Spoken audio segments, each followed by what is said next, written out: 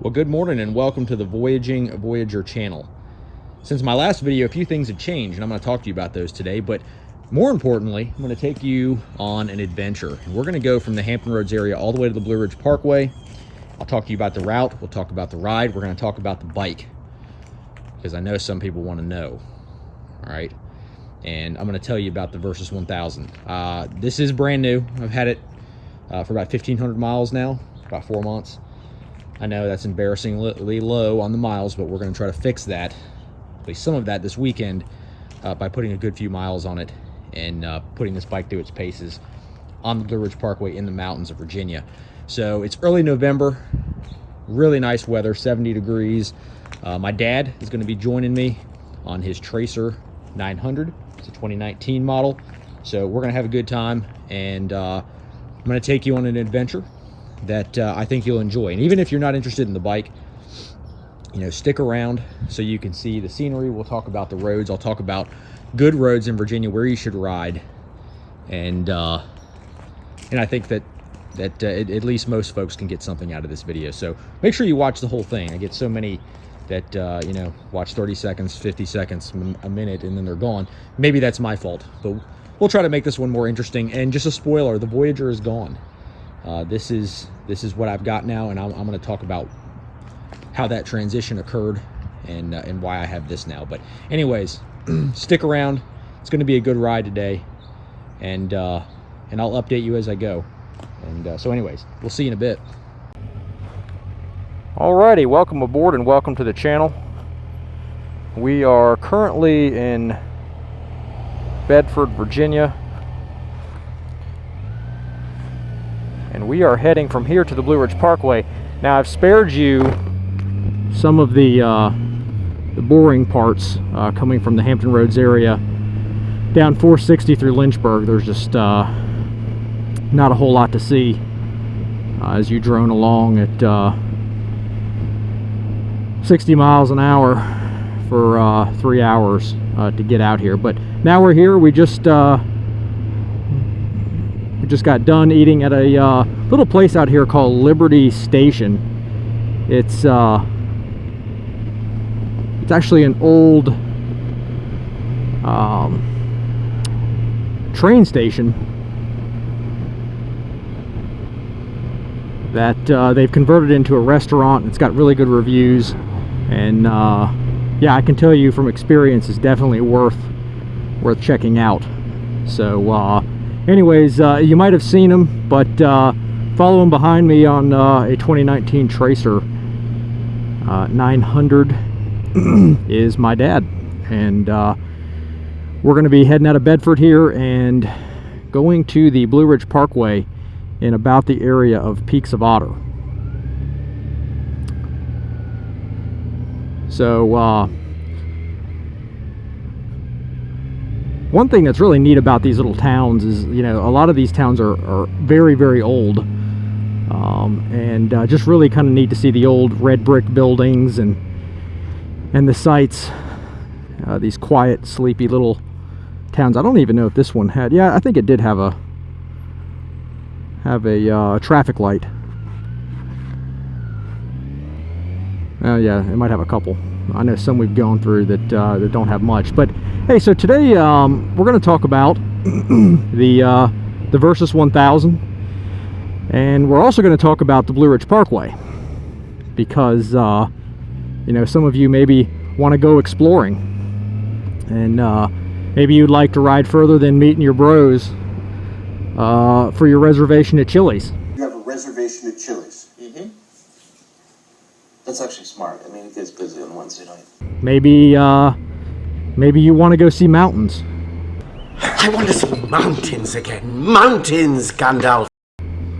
And so I'll also talk about the Blue Ridge Parkway. Now, I have done most of it, but I have not done all of it because it never failed that there was always some reason why I couldn't get back on at the same place. Maybe we were getting fuel or something like that.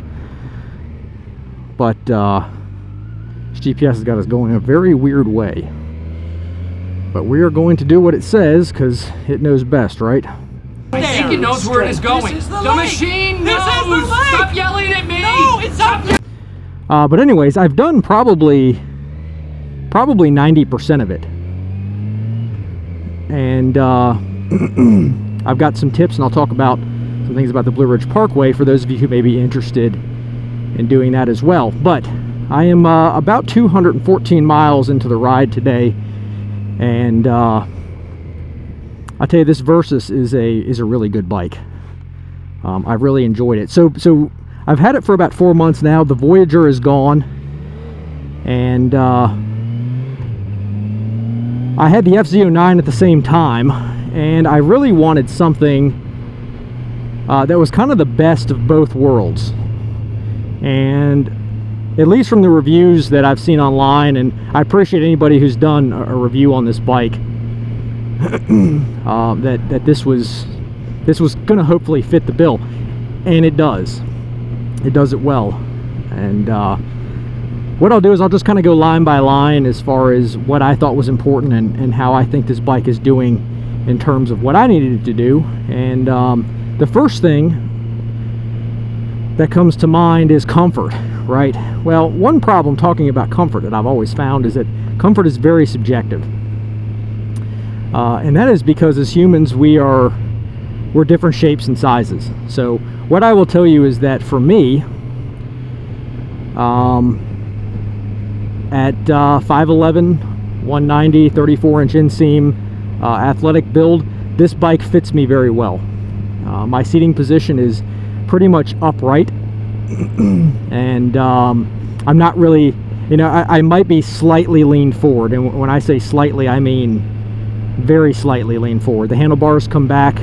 I would say my arms are probably on the longer side, but not crazy long or short. And I feel like this bike fits me well. The foot pegs are in a good position. Your feet are definitely beneath you. They're not behind you like a sport bike, or they're not in front of you like the Voyager or your Electroglide would be. They're definitely beneath you, and I feel like they're in a good position. My knees are not cramped, and I'm not going numb or anything like that. And I think the foot pegs do a good job of keeping any engine vibration out, because I don't feel any, even pretty much through the RPM range, through the speed range. I really don't have any complaints there. So in terms of comfort, the seat is good. Like out of the factory, this seat it does what it's supposed to. Hey, and I'll kind of take a break here to talk about what you're seeing up ahead. And if you see the big mountain up ahead, that is Sharp Top Mountain, and that is like right or at the base of it is Peaks of Otter Lodge. And on the other side, to the right of it, you'll see it as we clear these trees, and I hope you can see it good, because it's a really, really prominent mountain, really pretty. My wife and I have hiked it before, and it's a really good hike. It's only like 1.5 miles from the trailhead to the top, and the views are absolutely fantastic. It is definitely worth doing. But next to it is Flat Top Mountain, and it's not hiked nearly as much. Like, for every 10 people that hike Sharp Top, one of those may go and hike Flat Top. It's just not as popular. But we're going to go right in between them on what's called Route 43 out of Bedford, and that's where we're exiting now. But once you get into this area, it is just absolutely beautiful. A lot of the trees out here, some are past peak, some are not, but it just does really good. And as I'm riding along here, I'm just these curves, and of course this is nothing crazy, but this Versys 1000 just does this so well. It is at home in this kind of environment, and even doing the speed limit here. And I will say, if you can see the speed limit or the speed on my dash, it's about 3 miles an hour fast, and it's that all the way through. It's not like it's exponentially worse. It's always about 3 miles an hour off. So it says you're going faster than you are. So and also, as you can see, this is kind of the problem you run into many times here. You get this car that is just not even remotely doing the speed limit, just chugging along. Kind of reminds me of the Tail of the Dragon. But okay, so back to the Versys. Let's talk about wind protection, because that's also very important. So the windshield on this, I think, does a great job. It is adjustable up and down. It's not powered or anything like that. You're going to have to basically be stopped. It might be you could probably do it moving. It might not be a good idea, but you just twist the two knobs on the front, and you can raise it up and down. It doesn't have a ton of adjustability, but I find it has enough for what I've needed, and I feel like it breaks up the wind very nice. I don't get any buffeting whatsoever at just about any speed, and it does a good job. So the wind protection is good. The wind protection overall of the motorcycle is also very good. I've ridden in some colder temps as it gets colder in Virginia here. We're in the beginning of November now. Now today is not a good example because it's 71 degrees out. But in the cold, I find this motorcycle does very well in keeping the wind off you. Of course, you know, the FZ09 is what I'm comparing it to, but I'm also comparing it to the Voyager. And I would say the wind protection is as good as the Voyager, and I really don't have any complaints there. So okay, so we'll take another break from the bike and talk about this ride. But so anyways, we're on 43. We're gonna be on the Blue Ridge Parkway here in about 6 miles, and the Blue Ridge Parkway is broken up into 4 sections, and 2 sections are in Virginia, 2 are in North Carolina, and the thing from beginning to end is 469 miles. So back in the 30s, Roosevelt visited Skyline Drive and was like, I like this so much, let's keep going south. And after that, that's where he basically decides that they're going to create a committee to figure out how to do this. Well, it got finished in the 60s, and it's just a really nice ride, a really nice time. And the nice thing about the Blue Ridge Parkway versus Skyline is the Skyline Drive costs to drive on. It's like 25 or 30 bucks a vehicle. Blue Ridge Parkway, there are no charges, so you get to drive it for free. Okay, so the area that we're going to mostly ride today, and maybe primarily ride, is what's called the Ridge region, and that is the northernmost part. The area of Roanoke down to the border of North Carolina is called the Plateau region, and then you have Highlands, and then the Pisgah region. And ironically, I think the highest point of the Blue Ridge Parkway, which is a little over 6,000 feet, is actually in the Pisgah region. I'm sorry, it's in the Pisgah region, not the Highlands. So nice to get a car out of the way. We can push the Versys through some of these corners here. It is cool on this bike, some of the features. It does have a lean gauge, and it'll tell you how much you've been leaning and your max lean for your ride.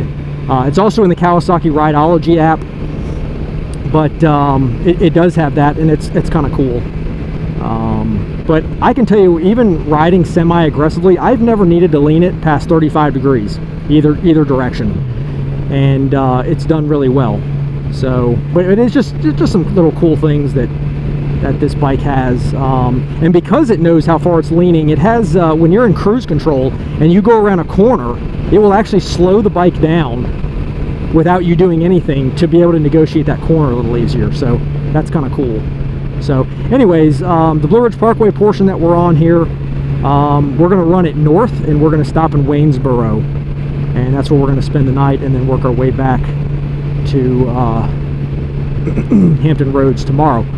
But you can see, you know, as we're coming into the mountains are absolutely beautiful in this area, and you know, I highly suggest coming and checking this out. If you live in Virginia, North Carolina, West Virginia, Tennessee, there are just so many good rides. And you know, you got the ones you always hear about, like the Tail of the Dragon, right? You know, that's such the must do, and you know, I would say it is kind of a, you know, a must do. But you know what, if you only have limited time, and most of us, because of work or life, we only have limited time, you know, I would say skip the Dragon. Okay, so we got sharp top and then flat top directly in front of us here, and we're going to go right in between. So, but anyways, I would say skip the Dragon. You know, most of the time I've been on it, you end up in a parade of motorcycles, and I've even visited like on weekdays when you wouldn't think that there would be a lot of people there, and there was just tons of people there, and you just sit in traffic or in a parade of motorcycles, And so anyways, yeah, so now we're getting into the curves here. This is where the Versys really shines. The Tracer behind me doing well. That's a really great bike too, you know. I would have been just as happy with a Tracer. But just these roads, this kind of bike just eats this stuff up. And I'll tell you, for me, you know, especially not knowing what's around the next corner or what's in the road, I'm not about setting any land speed records. This is more just about enjoying the ride, maybe pushing it around the corner a little bit, and just enjoying this and making it there in one piece without being another statistic. So anyways, this meanders up a little bit, and we'll you know, we're gaining elevation. I know on a GoPro it can be hard to tell exactly what we're doing as far as going up or down, but we're definitely going up, and we're going to be coming into the peaks of Otter. Once we get up here, I'm gonna cut the video, and then we'll pick back up on the Blue Ridge Parkway later on. And but yeah, this is just so much fun. This bike just eats this stuff up, and just, you know, without even trying, we're just cutting through this so nicely. This road is pretty smooth. You know, it's in fairly good condition. You know, you could definitely run it faster if you wanted to, but you know, I feel like this has been plenty.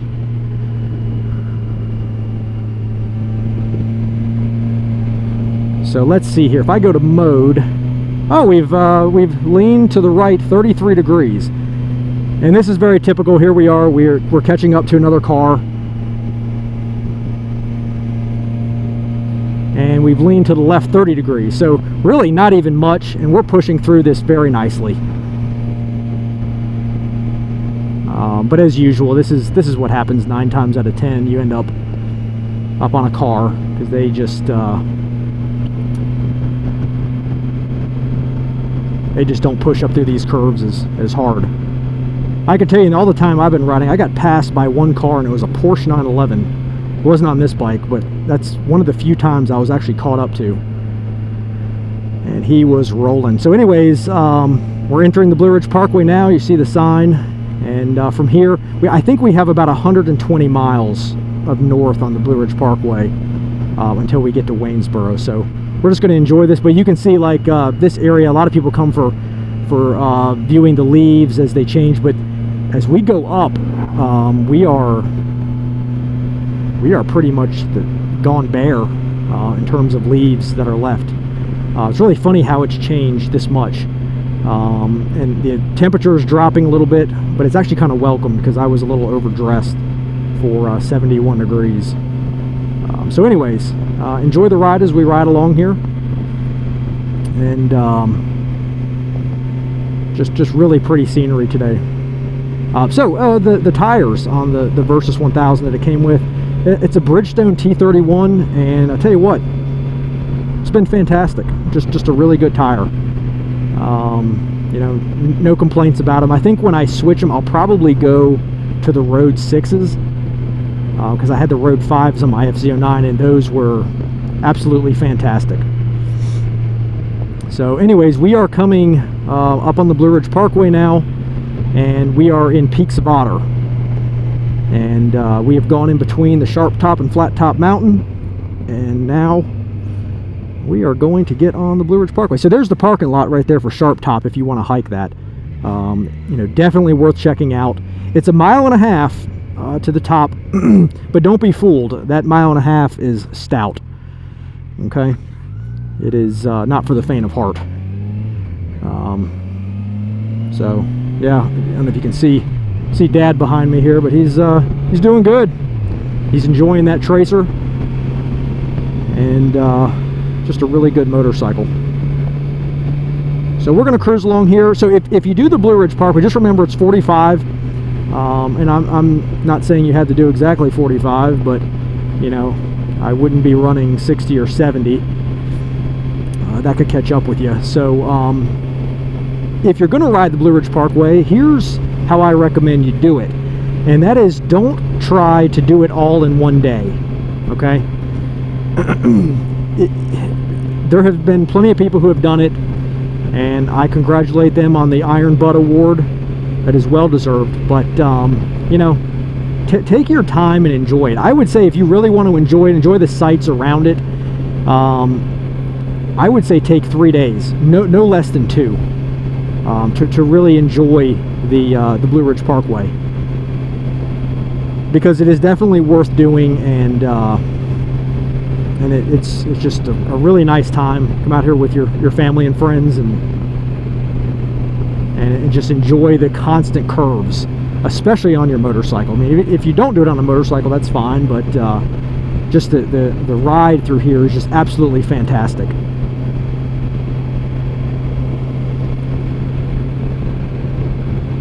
So you can definitely see as the seasons here transition from summer to fall to winter. Quite a bit of leaves in the road, but it is dry, so that doesn't concern me. You know, be careful if you get up here and it's been raining. You can have leaf slicks, and they are no joke. They would just love to take down a motorcycle.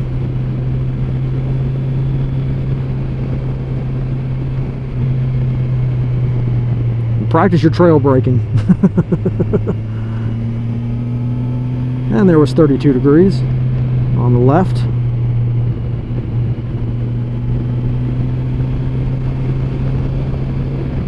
So yeah, 32 and 33 degrees is the most that we've been leaning here, and just absolutely planted. Feels like it's on rails.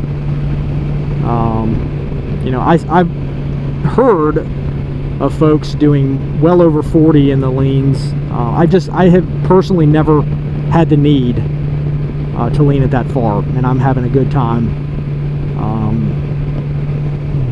You know, I think some of it might be just a healthy respect for these roads, and kind of not knowing exactly what's in the corner. If I was on a track, I would be much more apt to doing stuff like that than out here, where you just don't know, you know, especially when you've got these shadows on the road that can hide a lot of stuff. On my Voyager, we hit a pretty decent sized rock some time ago, and we didn't even see it. It was kind of like how the road is now, and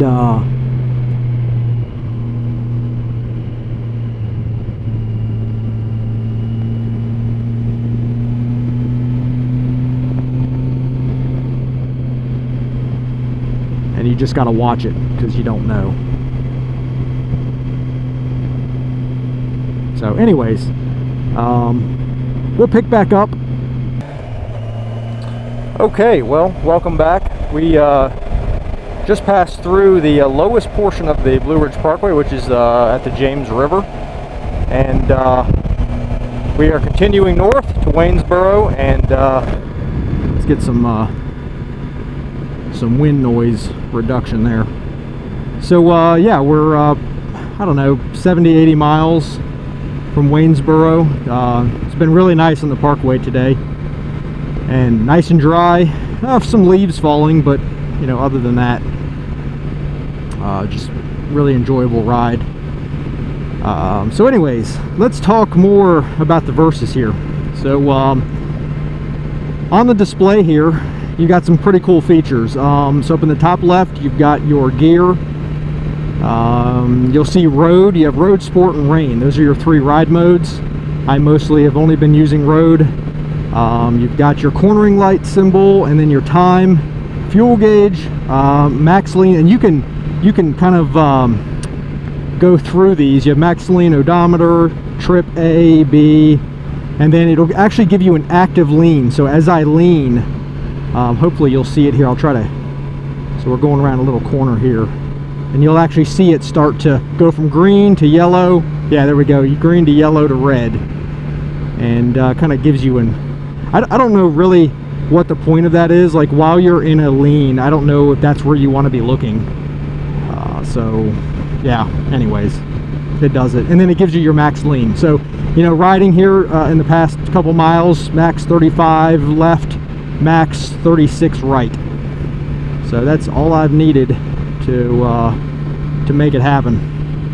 So and then you've got other mode, average speed, total time riding, battery voltage and your average and your current miles per gallon. So that's what else you've got. It also displays engine temperature and then the outside temperature, and then down on the bottom you see like a little man with some, and I hope you can see it, with some luggage there, and that is your suspension setting.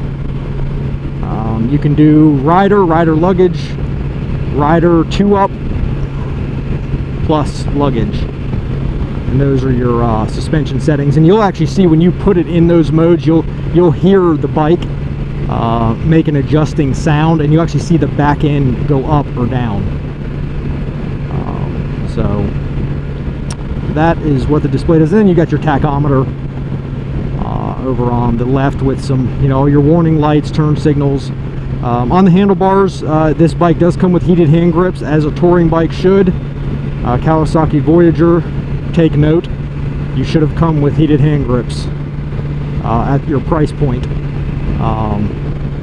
Yeah, so you've got cruise control, all your, just had a GS pass us there.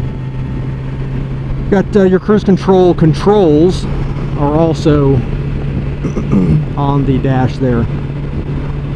And got some other things, the horn, and then your starter switch on the right side. So the suspension on the Versys is completely electronic. Like, there are no adjustments you can make other than either going through the menu for the bike or going through the Rideology app. You can actually make adjustments that way. But this has got all electronic suspension, and I'll tell you right now, it is fantastic. The suspension is very, very nice on this bike.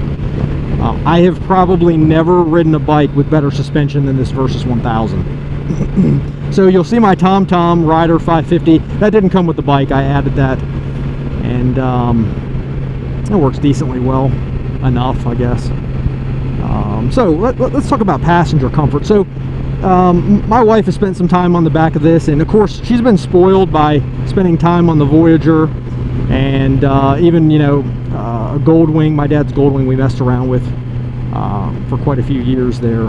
And so she says the seat is good, but the position overall is okay. I did add the the Trax box from SW Motec, and it's got a pad that was added to it that actually comes from SW Motec.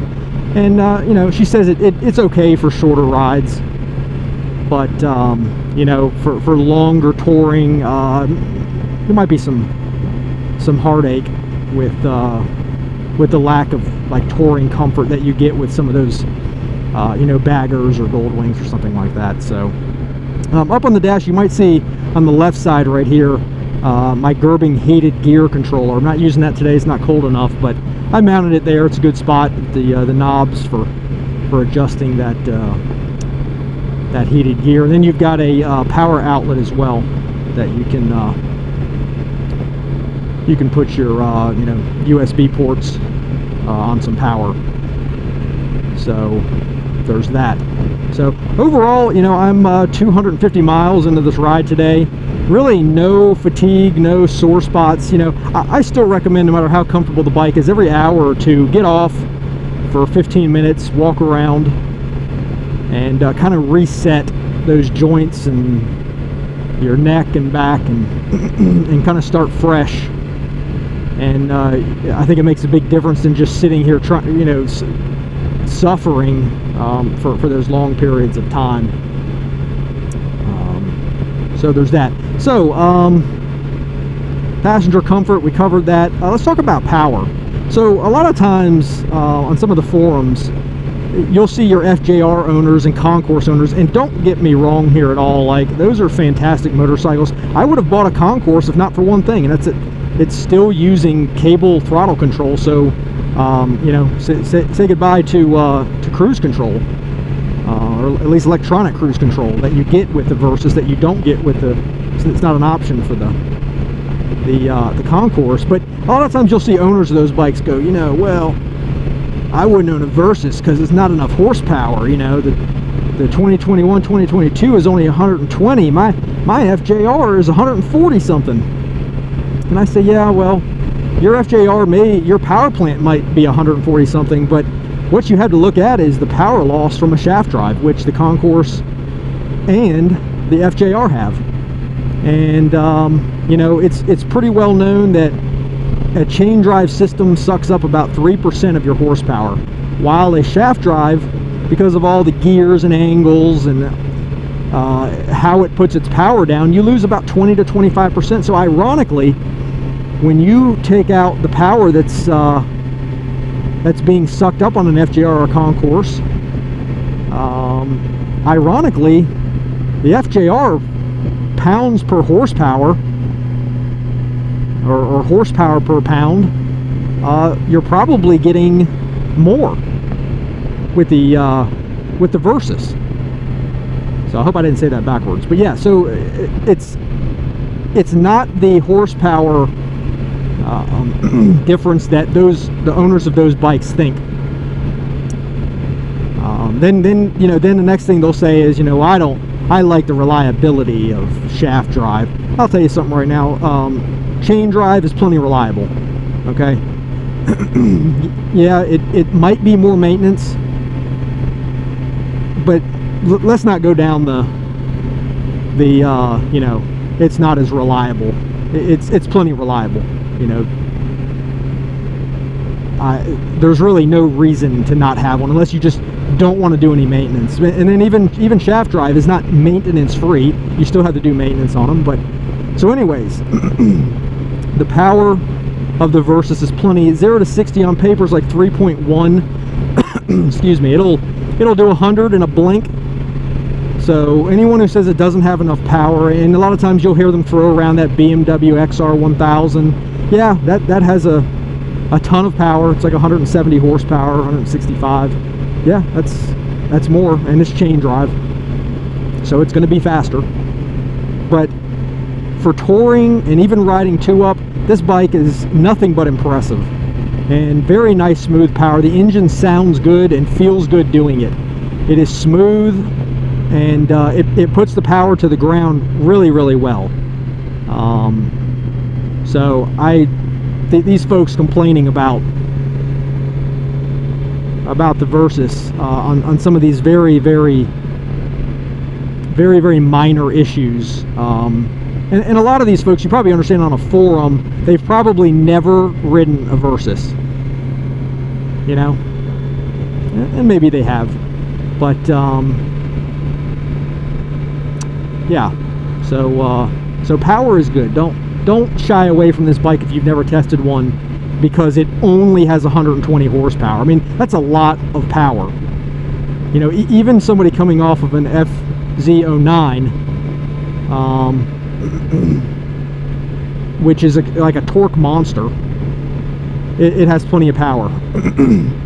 So, kind of some of my last thoughts here is I want to talk to you about some of the other bikes I was considering when I decided to pick this up. And this one, although it's brand new, it's a 2021. It was a leftover. And I was considering the Tracer 9 GT. Aprilia has the new Tuono V4, which you know, Zach from Revzilla reviewed and really liked. And I consider that, but my local dealer in Yorktown is Redline, and that is kind of been like a dying star business. They don't even have a service center for the bikes they sell. They got to take it remotely.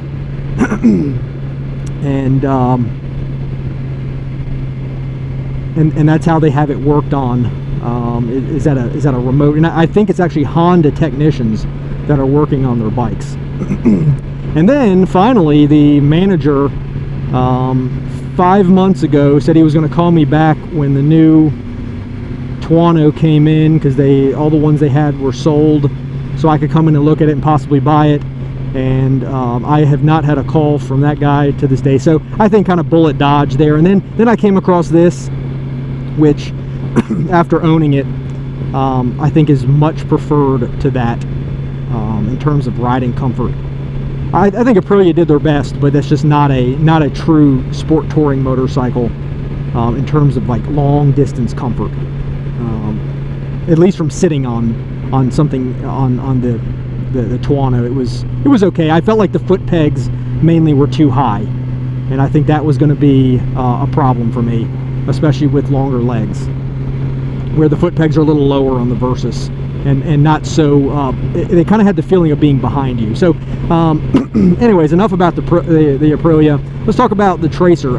So, you know, as much as I wanted one, in 2022, it's been difficult to find a lot of bikes. Like, I even considered an FJR, but good luck finding one. Like, they were not within 500 miles of where I lived, and I was not that hell-bent on buying a bike in 2022. In fact, a part of me was like, you know what, I'm going to keep the Voyager for a couple years and just continue with that. But then, you know, I came across this, and this is really what I wanted, and there's definitely no regrets.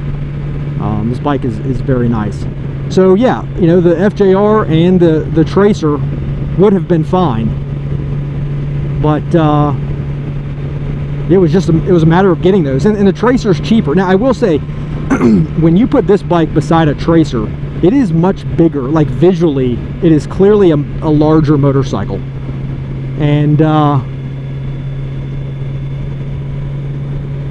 it's definitely on the bigger side. There's some good corners there.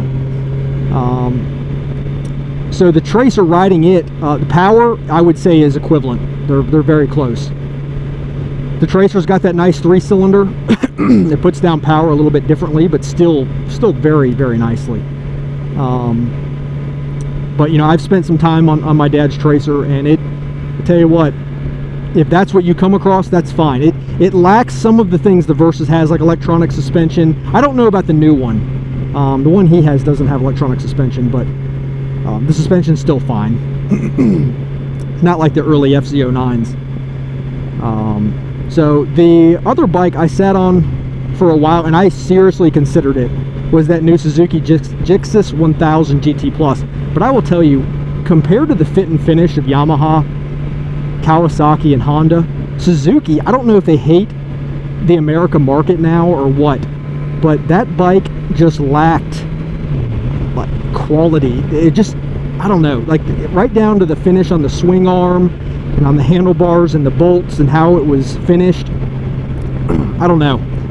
I was not impressed. It is not comfortable. And there are not a lot of seat options for it right now, except for like another Suzuki seat. And I've been down that road before. You buy a bike on the showroom floor, it's clearly not comfortable, and then you spend the next 4 years throwing money at it trying to make something that's not comfortable, and you never quite get it there. So, you know, sometimes you do, but that bike is not impressive in person. Most of the reviews I saw were from the United Kingdom, but you have to remember, when they review bikes, their roads are different than ours. You know, our back alleyways are like their highways, and I don't mean that as an insult. It's just true. You know, the European roads, especially in the UK, are very different than what we have here. Okay, so yeah, that Gixxis 1000 is out. So, you know, I ended up landing on this, and I am not sorry at all. You know, I know you could say, you know, well, you've only got about 2,000 miles. That's not really a lot. Well, you're right, but I feel like the review that I'm talking to you about today is better than, you know, the 5-minute around the block Kawasaki demo day. I've actually had some time to do long rides and spend some time on the motorcycle, getting to get more familiar with it, and it just does very well. And I don't think you can go wrong with it. But and overall, just today, it's just a blast to ride. Like, you can feel like this motorcycle is at home in this environment. It is like glued to the road. It is confidence inspiring, and it just does very well. And, you know, if you come out on these roads, you will be catching up on cars all day long, because it just kind of sleeps around the corner. It's just so relaxed. So anyways, I'm going to finish it up here about the bike. And you know, if you have any questions about the Blue Ridge Parkway or about the bike, you know, I try to stay pretty responsive in terms of answering your questions. And if you want a specific video about about anything about this bike, or you have a concern or whatever, you know,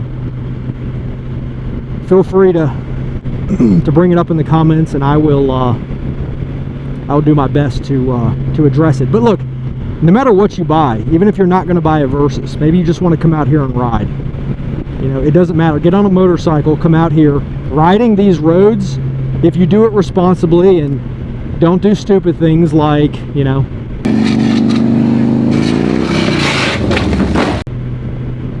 you'll become a better rider. You know, practice your trail braking. You know, I feel like a lot of riders, you know, don't spend enough time developing skills that will save your life. And I've spent 20 years, or over 20 years now, riding motorcycles. 10 of those professionally as a motorcycle cop. And I can tell you that my success on a motorcycle was not by luck or by chance. It's because I practiced and I developed as a rider, and then apply those skills when you come out here, because the dangers are real, and there's no need for you to make it more dangerous by not riding safely. Okay, so anyways, get on a motorcycle, come out here, enjoy these roads. That's what it's all about. So anyways, hey, for now, thanks for watching, and we'll catch you next time.